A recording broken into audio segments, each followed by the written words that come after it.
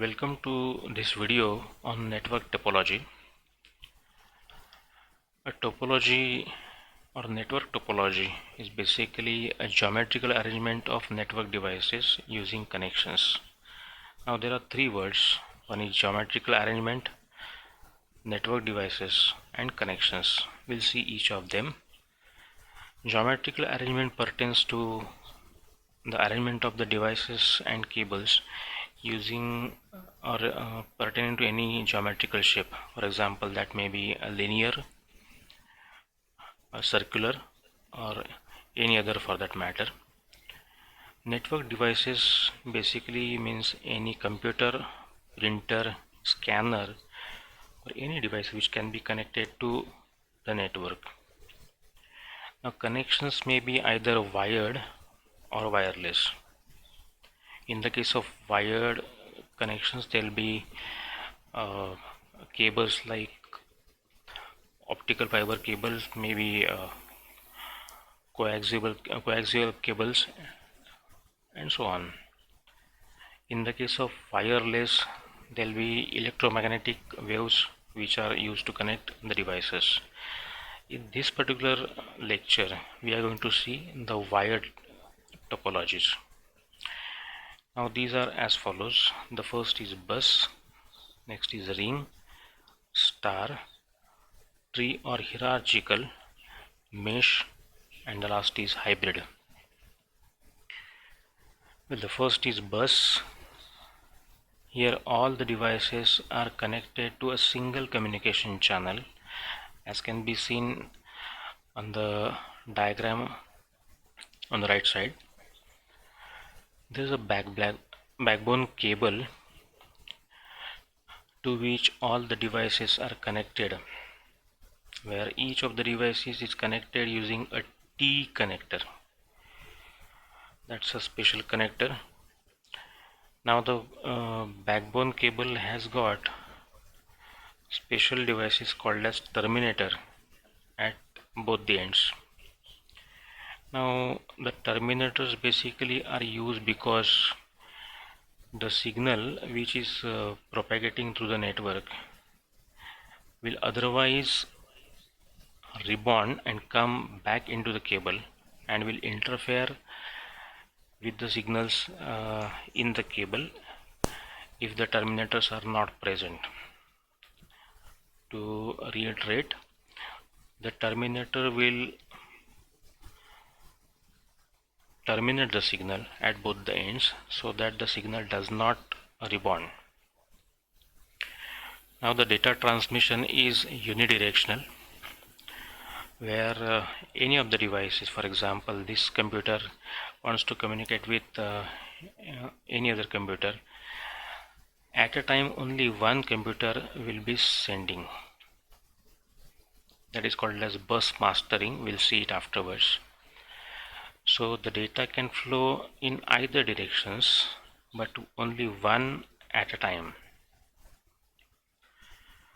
So the advantages of this topology: the cable length is least compared to other network topologies.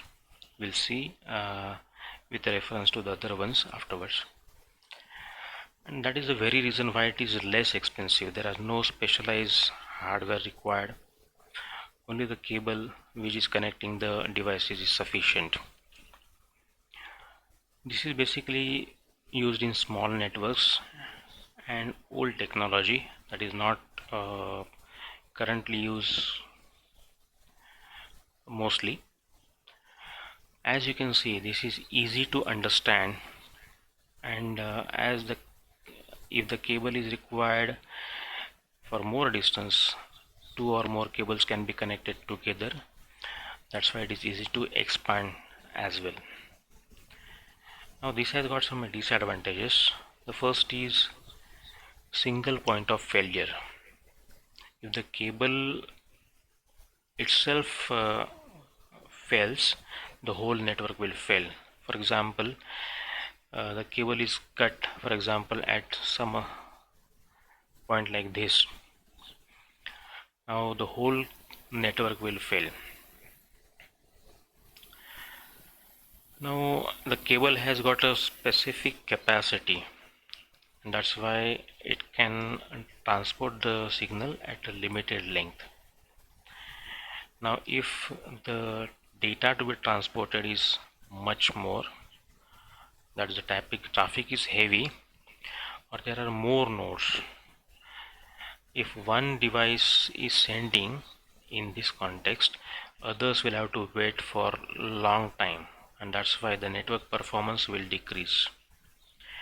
Now the speed of transfer in this particular topology is very low as compared to other ones. The next is ring topology. As can be seen in the diagram here, the devices create connections in a circular data path. Here each network device is connected to two other devices. You can imagine as if the bus, in the case of bus, if the extreme two devices is connected to each other, it will form a ring topology. Now basically there is one single cable. Once again the data is unidirectionally transferred. In the case of dual ring topology, there will be one more ring, as can be seen in the diagram, where the data will be transported in the other direction, making it bidirectional. Now due to the dual rings or two rings, if one cable fails, the other will be available for data transport. Now imagine this particular device wants to transmit the data to this device. Now this device will be connecting to the second device. The data will be transported here, and then the data will be transported here to the destination. That's why the data transfer is step by step. One more thing is called as the token ring. Some of the forms of the ring topology use token ring in such a way that only the device which is having the token to transmit will be able to transmit the data. That's why it is not possible that more than one devices are transporting the data, and that's why there is less fear of collisions, packet collisions. That is the first advantage.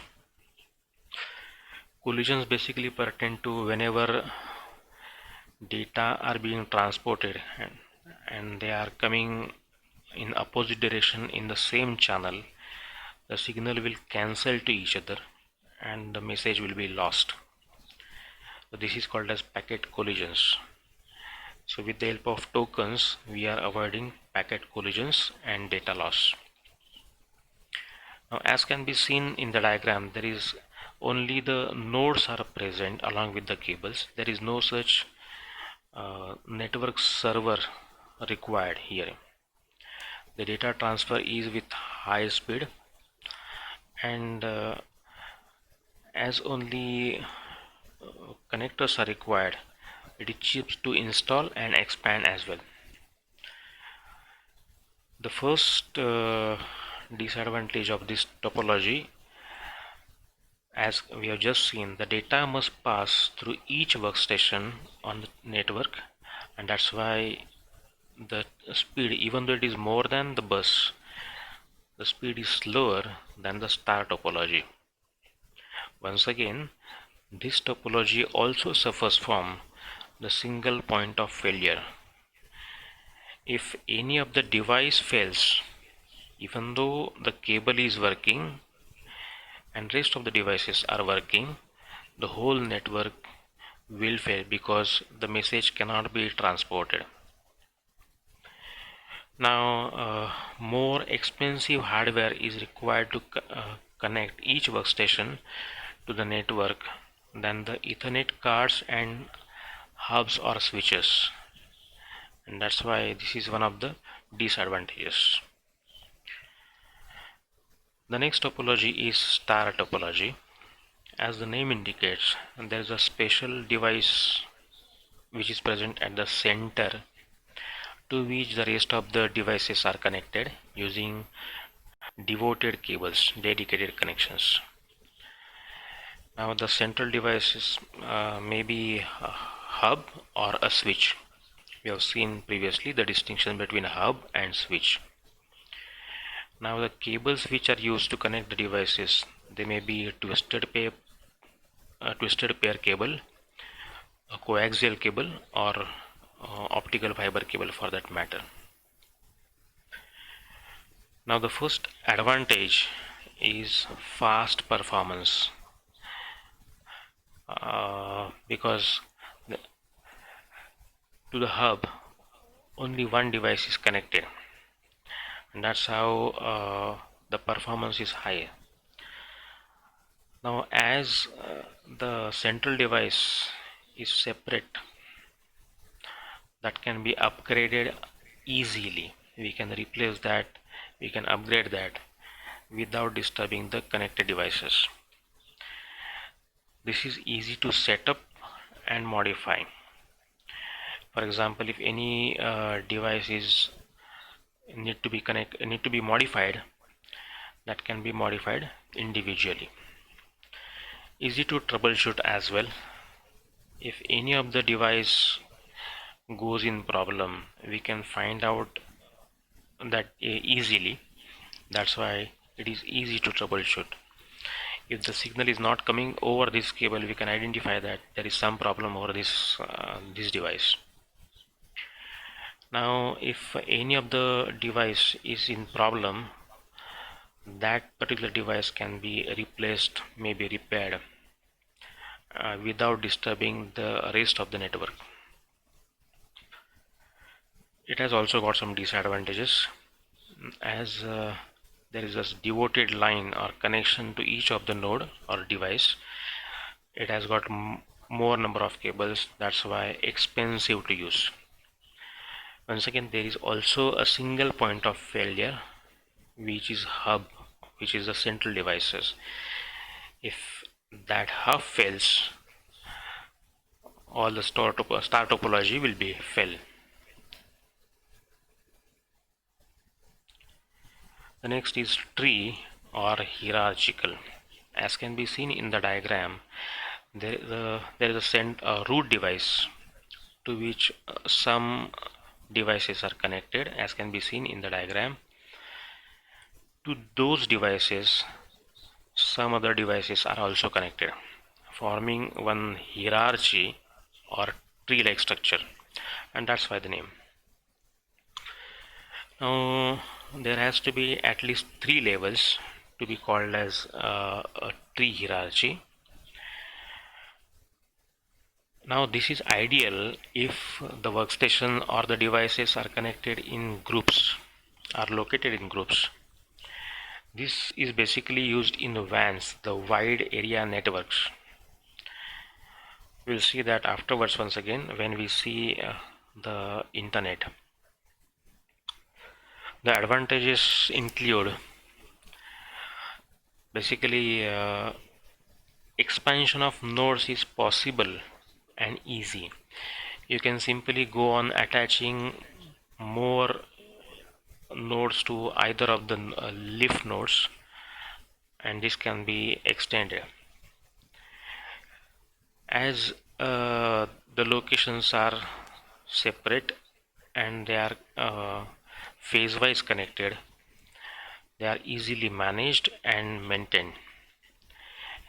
Due to the same reason, the error detection is also easily done, because we can find out which part is having some error. Now this suffers some disadvantages, because as can be seen in the diagram, it is heavily cabled, and that's why it is expensive as well.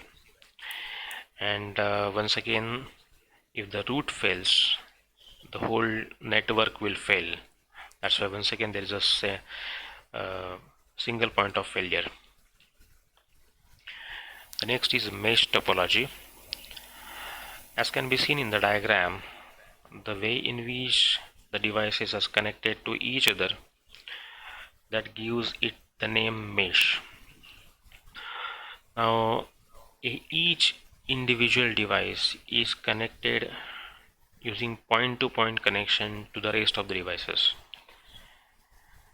So if there are n devices, there will be n into n minus 1 upon 2 physical connections. Why this is? Because when this connection is used, that basically connects this device to this device as well as this device back to this device. That's why this is divided by 2. Now there are two techniques to transmit data, either routing or flooding. Routing basically employs some logic to find out the path used to send data to the destination. For example, if this corner device wants to communicate or send data to this particular device, the decision of transmission, means which path will be used, is dependent on maybe the shortest length or avoiding the broken links. Now if there are direct connections, the shortest path is always the direct link, and if that link is broken, this device may require to visit some other device in between to reach the destination, and in that context the shortest path has to be found out. So this is called as routing. The next is flooding. So whenever a particular device wants to communicate with any other device, the data will be passed on all the lines which are going out of this particular sending device. So this is what is called as flooding. So the same data is transmitted to all the network devices. There is no routing logic as such, and due to the same reason there is unwanted load over the network as well. So these are the two techniques to transmit the data. Now there are two types. One is full mesh and partial mesh topology. The diagram here on top gives the full mesh topology, where each individual device is connected to every other device using devoted point-to-point connection. In the case of partial mesh, there may be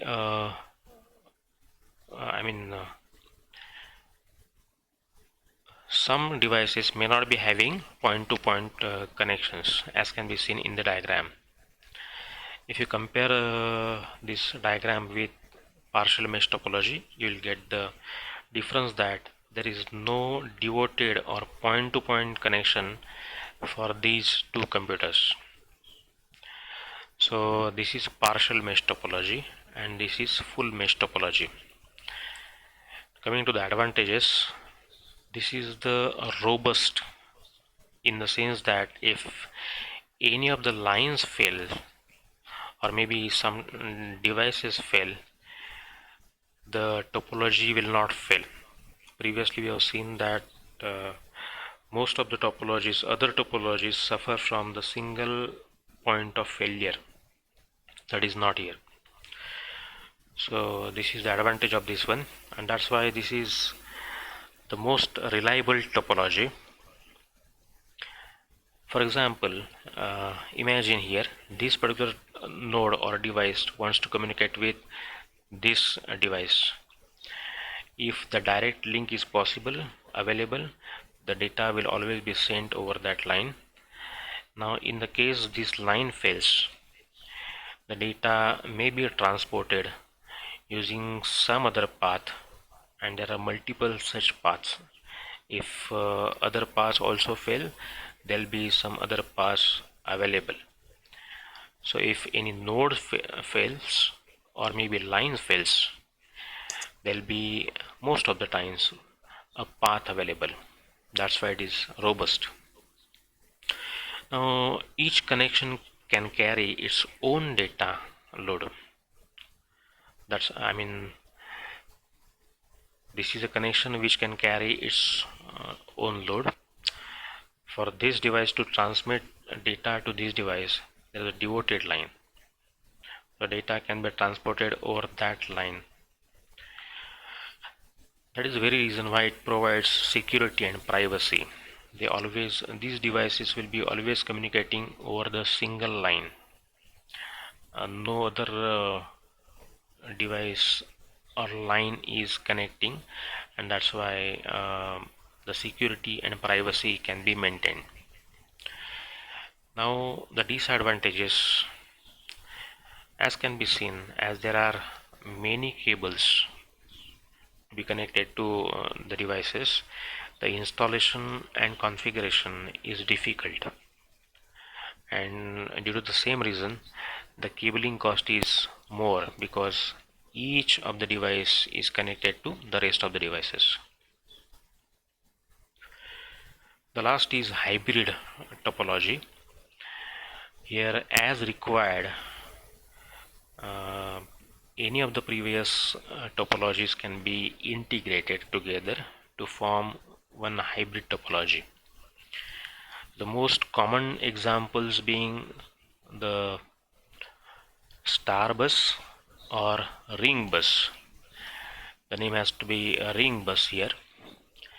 So as can be seen, this is the integration of bus topology where the nodes are in turn the star topologies, whereas at the right side the bus is connected to some ring networks.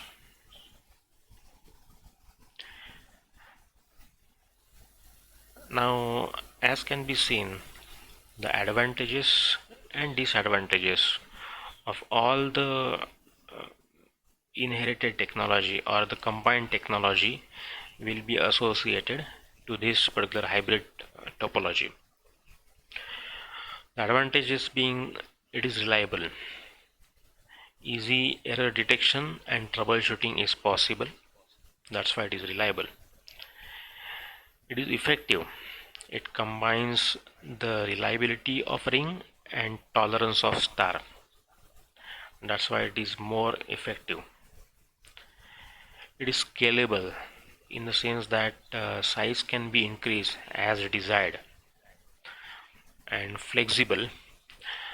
At a particular department, for example, there are two departments. One department is having ring topology, some other department requires star topology. So anything that is desired, that can be combined. That's why it is flexible. It also suffers from some disadvantages. As can be seen, it is complex in design, and as many complex combinations are there, it is costly.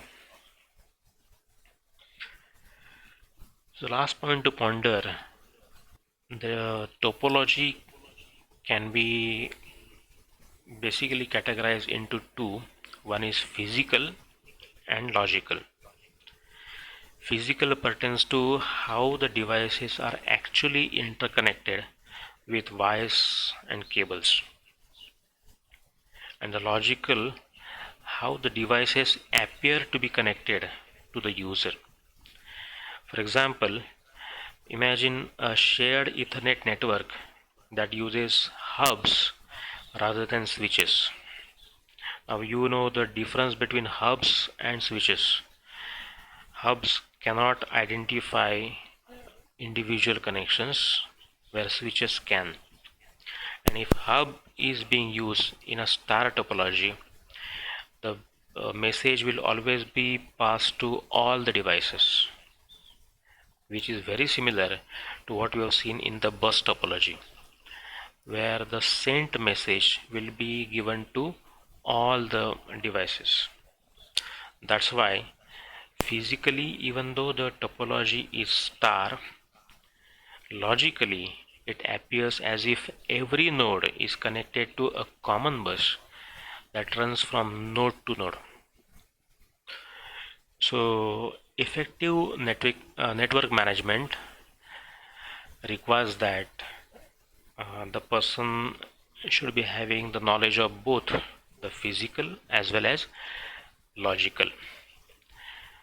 So this is how there are various topologies